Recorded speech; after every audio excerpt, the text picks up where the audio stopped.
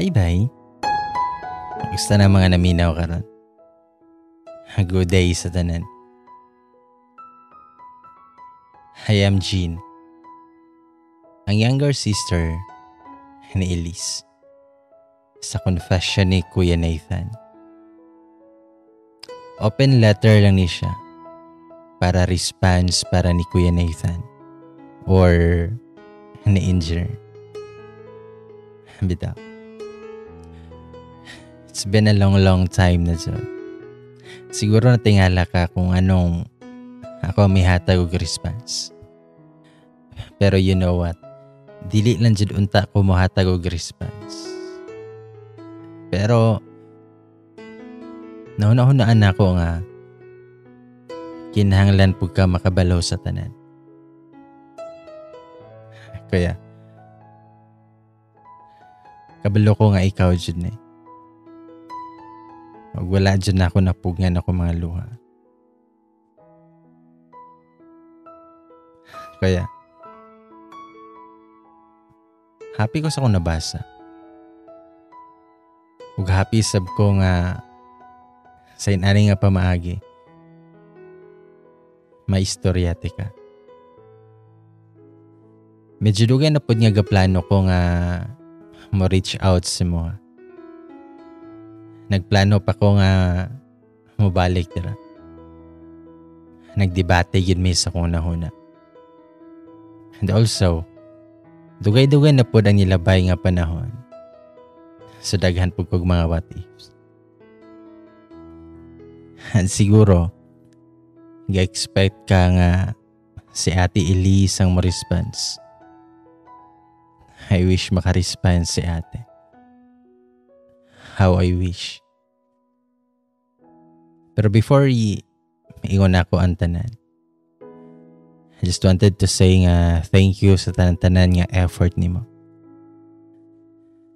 And yes, ako mo response. Since ate can't. But like you said,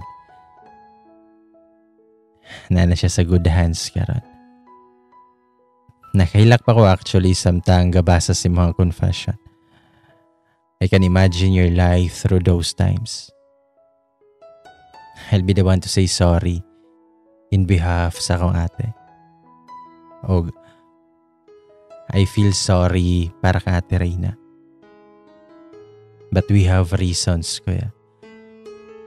I know you still have a lot of questions sa mga kaugalingon. But I'm telling you, I cannot answer all of that. I'm telling you if there is anything else or questions na nagpabilin sa mga unahuna. After ni mo nga mabasa ni. O sorry kung dili na ako matubag tanan. O kabalopod kay ko kung unsa ka love ni ate. Siguro wala ka balong ako ang perming suginlan ni ate. Mostly kabahin si Moha. From the very beginning, kabalo na ko sa inyong story. Nakinamdam ko kung unsa kakilig inyong pag-abation every time magsulti siya diri na ako. Especially ka nang after mo mag-date. Iyahagyan ng isulti diri na ako. Anta na mga nahitabo.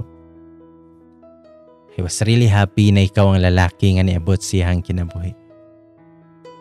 I remembered her past breakups. She was really devastated. Ugani I told her before saying yes to you nga dapat ayuhon niya iyahang desisyon para walay mahayay. Si ate kay never been kissed. Not since she met you. Kay tanan nga nakarelasyon ni ate. Puro LDR. Kabalo na siguro ka na. Gigna na kaniya na sa una. Actually, kaya ako pagani ang pag-iingnan siyang mga suitors. Na regards siya. Kay lagi, maulaw ko na mo-approach siya. Huwag tantong sugo-sugo sa kuha. Sa kuha na lang manguyabang uban. Bitaw. Sa tinod lang, masuya pod kung ati usahay kay daghan ang gapanguyab siya.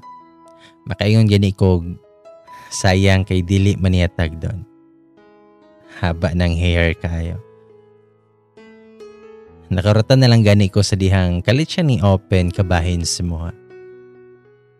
Knowing that you're kinda popular being. Bitaw.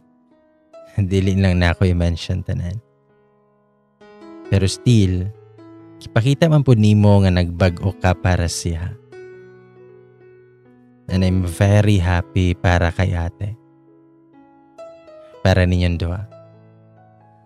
Actually, wala ko kabalo sa pagsulti si Mohan tanan. Wala ko kabalo kung asa sugdan sa pagsaysay ang tanan. Naghilak na gani ko og sugod sa tinuod lang. Pero, I don't know, Jod, kung aha ko magsugod. Pero Kuya Nathan, si ate Elise kay wala na. Wala na si ate Elise. Wala na siya diri sa atong kalibutan. Like what I said while ago, she's already in good hands na. Ate died almost 5 years na. Walay ko gadahom nga na siya ginatago nga sakit. Sa dihang nang lakaw may gasigi siya hila. Sige ko pangutan na kung ano siya o kung anong pakalit-kalit man. Pero niya, nag-away daw mo o nakigbulag daw kasi ha. Munang lami kay kasulungon para istoryahon. Lami kay panumbag atong panahon na kaya. Kay since nga nawala ang mga mama, wala na ko kita ni ate nga maghila. Kato pa. Munang lami kay kasulungon kay gipahilak ni mo siya. Pero ningon si ate nga manglakaw na lang daw may huwag mo palayo si Moha. Pero she lied eh. Wala siya nitugan na ako sa tinuod niya rason. Kabalo na day siya nga na siya'y sakit. Breast cancer. Same kay mama. Dugay-dugay na day siyang kabalo.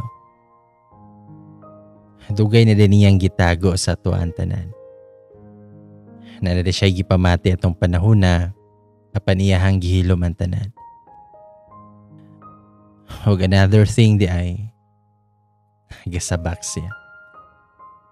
Boros siya sinyohang anak. Og every night, maglisod siya katulog kay magngot-ngot iyahang dughan. Og sorry. Kay honestly, gusto na akong ipalaglag ang bata.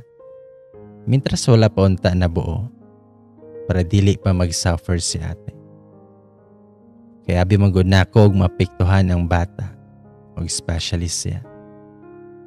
Ay nawdautan kay ko. Pero gusto na ako nga mabuhi si ate. Maoryod ako ang gusto. Magdili po na ako kayang makita si ate o ang bata nga mag-suffer. Pero gipili ni ate nga hatagag chance ang bata. Ningon na po ng doktor nga dili ra daw mapektuhan ang bata. Siya nga sakit. So medyo na-sure ko. And also, giundang na sa damo ang treatments o ang chemo. Giagi na lang nako sa pag-ampo ang tanan. Gibuhat na ko tanan para siya ha. Nagpabaga jud kog nawong atong panahon na. Gibuhat na ko tanan. I tried to reach out sa tanan ng mga relatives. But you know what? Even piso kay wala man lang. Wala. Usay makaingon ko, mas maayo pa ba nga tao kay mo tapang pa. I love my sister kayo kuya. Og she's the only person nga I can rely on unta. Siya na lang ang nabilin sa kuha. Gani, kami-kami na lang dyan ang nag-uban. Pero still, nakaya ni ate ang usa ka baby girl. Very healthy kayo. Pero almost a month na. Nawala si ate. Wala na niya na kaya. Pero kabalo kaya, dili na ako mapugngan akong kaugalingon nga sisihon. Kay before ana, ginan ko niya nga murag lain daw iyang heartbeat. Murag irregular daw. Pero mas ipili niya nga matulog na lang kay basin kakapoy ra daw. Pero galiso na siya ginhawa. Nagsakit na iyang ulo. Huwag niya nakit iyang likod. Gidali pa na ako siya dala sa hospital. Galibog ko kung kinsay unahon nilang duwa sa bata. Hadlo kay ko. Sa dihang nakatulog siya. Kayon sa doktor, delikado ko no og naay possibility na dili na siya makamata. Grabe jud kakuya akong gibati ato. Wala jud ko kabalo. Natulog na siya balik ato. Pero wala na ni mata. Hugno kay akong kalibutan atong orasa kuya. Wala ko kabalo kung unsa akong bahatan.